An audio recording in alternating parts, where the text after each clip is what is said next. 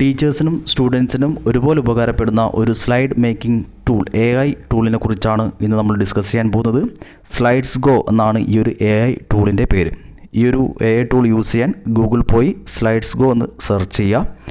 അതിനുശേഷം AI presentation maker button click ചെയ്യുക. ആ ഒരു സമയത്ത് ഇങ്ങനൊരു വിൻഡോ ഓപ്പൺ ചെയ്ത് കാണാം. അവിടെ നിങ്ങളുടെ ടോപ്പിക്ക് എൻ്റർ ചെയ്യുക. ഏത് ടോപ്പിക്കിനെ കുറിച്ചാണോ സ്ലൈഡ് നിങ്ങൾ പ്രിപ്പയർ ചെയ്യുന്നത് ടോപ്പിക്കിൻ്റെ നെയിം അവിടെ മെൻഷൻ ചെയ്യുക. ഞാനിവിടെ കമ്പ്യൂട്ടർ നെറ്റ്വർക്ക് എന്ന് ടൈപ്പ് ചെയ്യാണ്. താഴെ റൈറ്റിംഗ് ടൂൺ ഫൺ ആയിട്ടുള്ള സ്ലൈഡാണോ അല്ലെങ്കിൽ കാഷ്വൽ ആയിട്ടുള്ള സ്ലൈഡാണോ പ്രൊഫഷണൽ ആണോ, ഞാൻ പ്രൊഫഷണൽ സെലക്ട് ചെയ്യണം.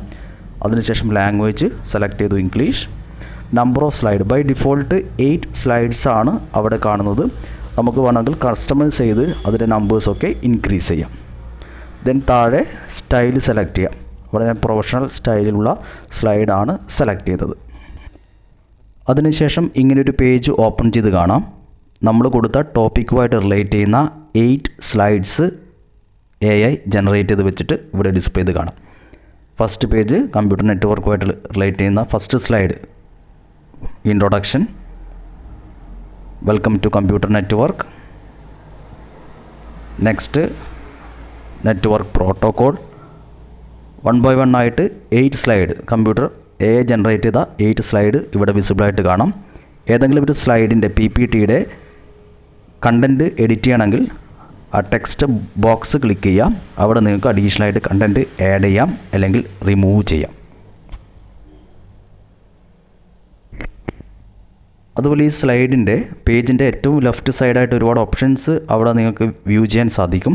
Template, AA, then figure. Template അഡീഷണലായിട്ട് നമുക്ക് എന്തെങ്കിലും ടെംപ്ലേറ്റ് ആഡ് ചെയ്യണമെങ്കിൽ നമുക്ക് ടെംപ്ലേറ്റ് ക്ലിക്ക് ചെയ്യാം. ടെക്സ്റ്റ് ആഡ് ചെയ്യണമെങ്കിൽ നമ്മുടെ ടെക്സ്റ്റിൻ്റെ സ്റ്റൈൽ ഫോണ്ട് സെലക്ട് ചെയ്യണമെങ്കിൽ അവിടെ സെക്കൻഡ് ഓപ്ഷൻ സെലക്ട് ചെയ്യാം. ഫിഗേഴ്സും കാര്യങ്ങളൊക്കെ ആഡ് ചെയ്യണമെങ്കിൽ തേർഡ് ഓപ്ഷൻ സെലക്ട് ചെയ്യാം. AI ജനറേറ്റ് ചെയ്യുന്ന ഫോട്ടോസ് അപ്ലോഡ് ചെയ്യണമെങ്കിൽ ഫോട്ടോസ് എന്ന് പറയുന്ന ഓപ്ഷൻസ് സെലക്ട് ചെയ്യാം.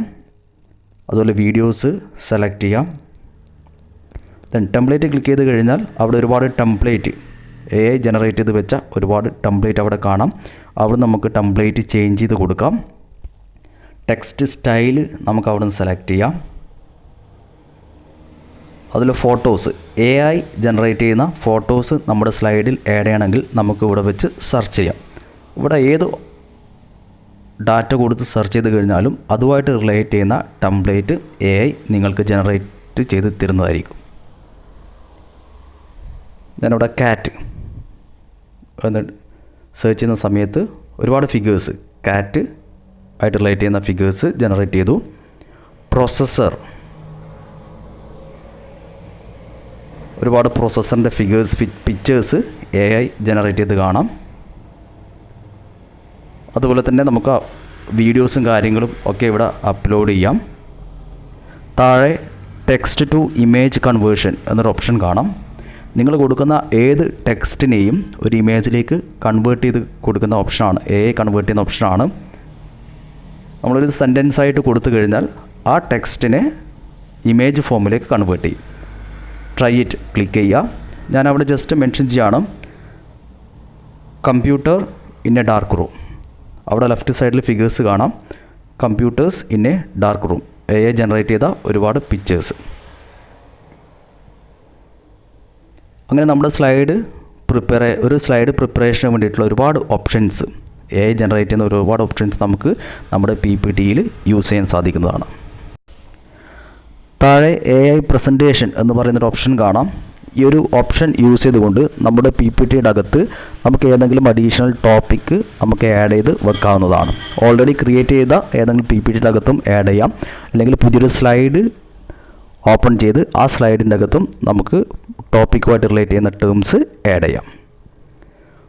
സെയിം വേ AI റൈറ്റർ, നമുക്ക് അഡീഷണൽ ഇൻഫർമേഷൻസ് വേണമെങ്കിൽ ടോപ്പിക്കുമായിട്ട് റിലേറ്റ് ചെയ്യുന്ന ഇൻഫർമേഷൻസ് ഇവിടുന്ന് ജനറേറ്റ് ചെയ്യാൻ സാധിക്കുന്നതാണ്.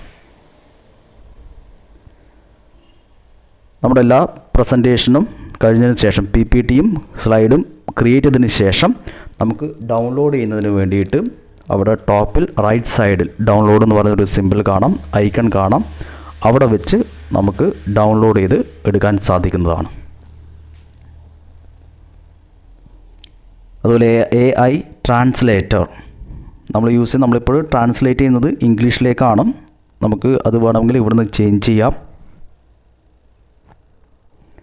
ഡൗൺലോഡ് ചെയ്യുന്നതിന് മുന്നേ നമുക്കെങ്ങനെയാണ് നമ്മുടെ AI സ്ലൈഡ് ജനറേറ്റ് ചെയ്ത സ്ലൈഡ് എന്ന് വ്യൂ ചെയ്യണമെങ്കിൽ അവിടെ പ്രസൻറ്റ് എന്ന് പറയുന്ന ബട്ടൺ ക്ലിക്ക് ചെയ്യാം. AI ജനറേറ്റ് ചെയ്ത PPT അവിടെ നിങ്ങൾക്ക് പ്രസൻറ്റ് ചെയ്ത് കാണിക്കുന്നതാണ്.